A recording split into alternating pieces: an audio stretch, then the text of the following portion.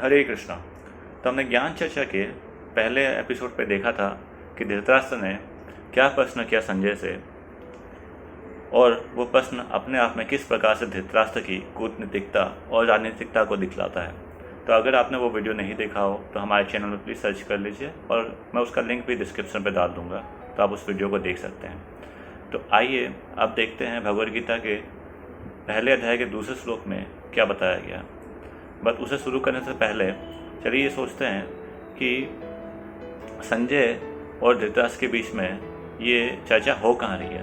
हकीकत में ये चर्चा संजय और धृतराष्ट्र के बीच में हस्तिनापुर में हो रही है, और युद्ध चल रहा है कुरुक्षेत्र की भूमि में। दोनों के बीच में लगभग 170 किलोमीटर का फासला है।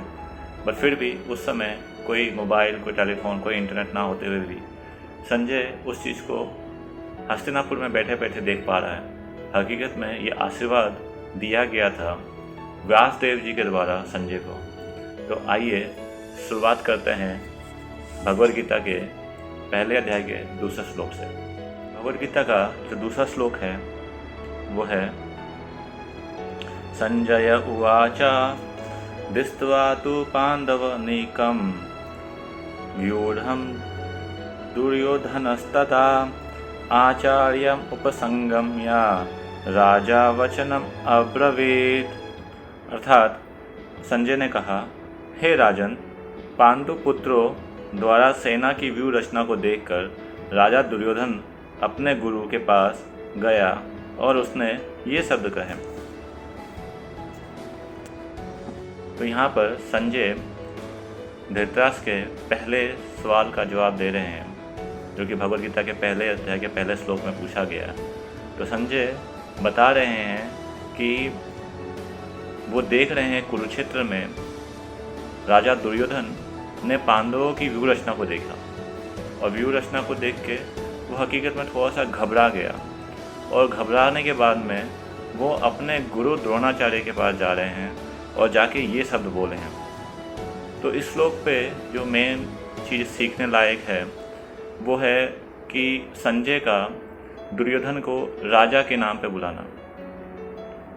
तो इसमें महान आचार्यगण ये कहते हैं कि दुर्योधन जो है वो अपने गुरु के पास में राजा के भाव में गए हैं, जिसके वजह से यहाँ पे दुर्योधन जो कि राजा नहीं है उसके बाद में भी उनको राजा बोला गया।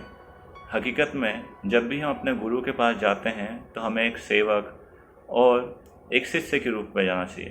पर दुर्योधन क्योंकि खुद अधर्मी है तो वो अपने धर्म को पालन नहीं कर रहा, इसलिए अपने गुरु के पास जाते समय वो एक राजा का भाव लेके जा रहा है, जो कि शास्त्रों के विपरीत है। और इससे ये भी प्रूफ होता है कि दुर्योधन जो है वो अधर्मी है। और दूसरा सबसे महत्वपूर्ण बात जो कि समझने वाली है कि दुर्योधन ने पांडवों की व्यू रचना देखी है। व्यू रचना को देख के उनको अपने सेनापति यानी भीष्म पितामह के पास जाना चाहिए था, पर दुर्योधन ने ऐसा कार्य नहीं किया। ऐसा कार्य ना करके वो गए अपने गुरु द्रोणाचार्य के पास में। इसके पीछे भी बहुत बुरी बात है, वो हम तीसरे श्लोक पे सीखेंगे। बट उससे पहले हम ये समझना चाहेंगे कि ये व्यूड होते क्या हैं। भारतीय युद्ध कला में जिस तरह से एक मिलिट्री को सजाते हैं, यानी मिलिट्री फॉर्मेशन, अटैक की अलग अलग फॉर्मेशंस होती हैं, जिसको भारतीय युद्ध शास्त्र में व्यू कहा जाता है। तो कुल मिलाकर 13 प्रमुख व्यू रचनाएं होती हैं जो कि भारतीय युद्ध शास्त्र में वर्णित है। इन 13 मुख्य व्यू रचनाओं का नाम ये हैं, और पांडवों और कौरवों ने युद्ध के 18 दिनों तक अलग अलग व्यू रचनाओं का इस्तेमाल किया अपनी युद्ध की अभिलाषा को पूर्ण करने के लिए। उन 18 दिनों में जो कि अलग अलग व्यू रचनाएं इस्तेमाल की पांडवों और कौरवों के द्वारा, उनके नाम ये हैं। अब देखते हैं तीसरे श्लोक पे कि दुर्योधन द्रोणाचार्य को बोलते क्या हैं। आइए पढ़ते हैं। पश्य एतां पांडुपुत्राणाम् आचार्यं महितं चमूं यूढं द्रुपदपुत्रेण तव शिष्येन धीमता। अर्थात, हे आचार्य, पांडु पुत्रों की विशाल सेना को देखें, जैसे आपके बुद्धिमान शिष्य द्रुपद के पुत्र ने इतने कौशल से व्यवस्थित किया है। यहाँ पर दुर्योधन अपनी कूटनीतिकता का एक और प्रमाण दे रहे हैं।